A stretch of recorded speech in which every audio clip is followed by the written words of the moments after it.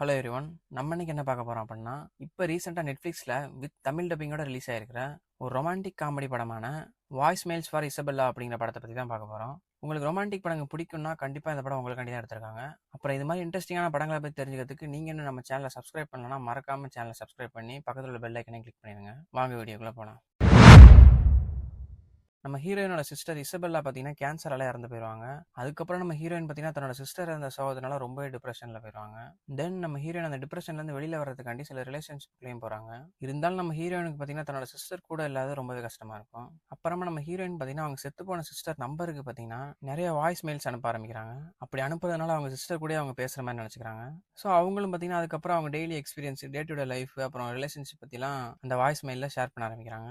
But இங்கே என்ன ஆகுது அப்படின்னா, நம்ம ஹீரோனோட சிஸ்டர் நம்பர் பார்த்தீங்கன்னா இப்போ வேற ஒருத்தன்ட்ட இருக்கும். அதுதான் நம்ம ஹீரோ. ஸோ இப்போ நம்ம ஹீரோ பார்த்தீங்கன்னா நம்ம ஹீரோயின் அனுப்பிச்ச வாய்ஸ் மெயில்ஸ் எல்லாம் பார்க்குறாரு. தென் நம்ம ஹீரோக்கும் பார்த்தீங்கன்னா நம்ம ஹீரோயின் மேலே ஒரு ஈர்ப்பு வந்துடுது. அதுக்கப்புறம் நம்ம ஹீரோ பார்த்தீங்கன்னா ஹீரோயினை தேடி போறாரு. அதுக்கப்புறம் நம்ம ஹீரோ அண்ட் ஹீரோயின் இவங்க ரெண்டு பேருக்குள்ள என்ன நடக்க போகுது அப்படிங்கிறதான் மீதி கதை. இந்த படத்தோட பாசிட்டிவ்ஸ் அப்படின்னு பார்க்க போனோம்னா எமோஷன்ஸ் தான் அதில் ஃபர்ஸ்ட்டாக போடலாம். இந்த படத்தோட ஃபர்ஸ்ட் 15 to 20 மினிட்ஸ்லேயே நம்ம கண்ணை கலங்க வச்சிடுறாங்க. அந்த அளவுக்கு எமோஷன்ஸை சூப்பராக ஹேண்டில் பண்ணியிருப்பாங்க. இது மூலமாகவே படத்தோட ஸ்டார்டிங்ல இருந்தே அந்த மெயின் ஹீரோயின் கேரக்டரோட நம்ம ஈஸியாகவே கனெக்ட் ஆக முடியுது. அதுக்கப்புறம் படம் பார்க்குற நம்மளும் பார்த்தீங்கன்னா அந்த மெயின் கேரக்டரை படம் ஃபுல்லாகவே ஃபாலோ பண்ணுற மாதிரி வச்சிடறாங்க.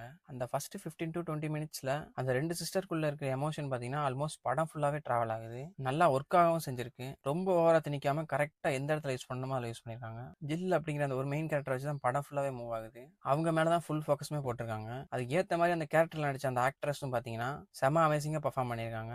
அவங்களோட கான்ட்ரிபியூஷன் பார்த்தீங்கன்னா அந்த படத்துக்கு ஒரு மிகப்பெரிய ப்ளஸ்ன்னு சொல்லலாம். சரி, இது ரொமான்டிக் படமாச்சு, அது எப்படி இருக்குன்னு கேட்டிங்கன்னா நிறைய இடங்கள்ல ரொமான்டிக் தீம்ஸுமே நல்லாவே ஒர்க் ஆயிருக்கு. ரொமான்ஸ் ப்ளஸ் இன்னும் கொஞ்சம் செப்பரேட்டான எமோஷன்ஸ் எல்லாம் போட்டு படம் ஃபுல்லாவே சூப்பராக ஹேண்டில் பண்ணியிருக்காங்க. நெக்ஸ்ட் கேரக்டர் ரைட்டிங் பார்த்தீங்க அப்படின்னா நம்ம ஹீரோயின் பற்றி நான் ஆல்ரெடி சொல்லிட்டேன். ஸோ நம்ம ஹீரோயினை தாண்டி எந்த கேரக்டர்ஸ்க்கு நல்ல ரைட்டிங் போயிருக்குன்ற மாதிரி பார்க்கலாம் வாங்க. ஃபர்ஸ்ட் அந்த ஹீரோ கேரக்டரான வெஸ் அப்படிங்கிற அந்த கேரக்டருக்கான ரைட்டிங் வந்து ரொம்பவே நல்லா இருந்துச்சு. இவரோட ரைட்டிங் பார்த்தீங்கன்னா அந்த படத்துக்கு ஒரு நல்ல ஒரு சப்போர்ட்டா இருந்துச்சு. அப்புறம் ஹீரோனுக்கு சிஸ்டரா வர அந்த இசபெல்லான்ற கேரக்டர் பத்தி சொல்லவே தேவையில்ல. அடுத்து ஒரு பாட்காஸ்ட் பாய்ன்ற மாதிரி ஒரு கேரக்டர் காமிக்கிறாங்க. அந்த கேரக்டரோட ஸ்கிரீன் டைம் ரொம்ப கம்மியா இருந்தாலுமே ரைட்டிங் ரொம்பவே சூப்பரா எழுதியிருந்தாங்க. ஸோ ரைட்டிங் பார்த்தீங்கன்னா படம் ஃபுல்லாவே நல்லாவே போயிருக்கு. ஸோ படம் ஒரு இடத்துல கூட லேகே ஆகல. அப்புறம் இன்னொரு முக்கியமான விஷயம், படம் பார்த்தீங்கன்னா ஒரு மாதிரி டிராமா ஸ்டைலில் தான் போகும். டோட்டலா ஒரு 2 மணி நேரம் போகும். ஆனா எந்த இடத்துலையும் நம்ம ஸ்கிரீனை விட்டு மூவ் ஆகாம அந்த படத்தோட ஃபர்ஸ்ட் 15 to 20 மினிட்ஸ் பண்ணிடுது. அப்புறம் ஒரு சில இடங்கள்ல காமெடியுமே நல்லாவே ஒர்க் ஆயிருந்துச்சு. அப்படியே நெகட்டிவ் சைடு பார்த்தோம் அப்படின்னா முன்னாடியே சொன்ன மாதிரி ஒரு சில கேரக்டர்ஸ்க்கு தான் ரைட்டிங் நல்லாவே பண்ணியிருந்தாங்க. மற்ற எல்லா சப்போர்ட்டிங் கேரக்டர்ஸ்க்குமே ஆவரேஜாக தான் ரைட்டிங் போயிருக்கு. எஸ்பெஷலி சொல்லணும் அப்படின்னா நம்ம ஹீரோயினோட பேரண்ட்ஸ்லாம் பார்த்தீங்கன்னா அந்த படத்தில் எதுக்கு இருக்காங்கன்னே தெரியல.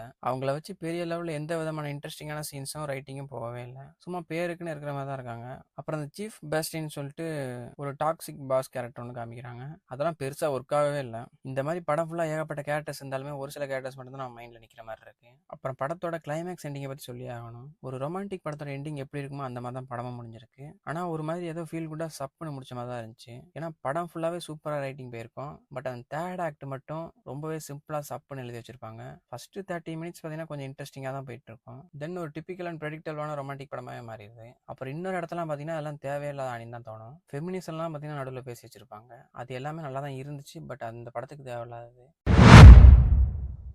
சரி, ஓகே கைஸ், என்னதான் சில நெகட்டிவ்ஸ் இருந்தாலுமே ஒரு சூப்பரான ரொமான்டிக் எமோஷனல் படத்தை ப்ரெசென்ட் பண்ணியிருக்காங்க.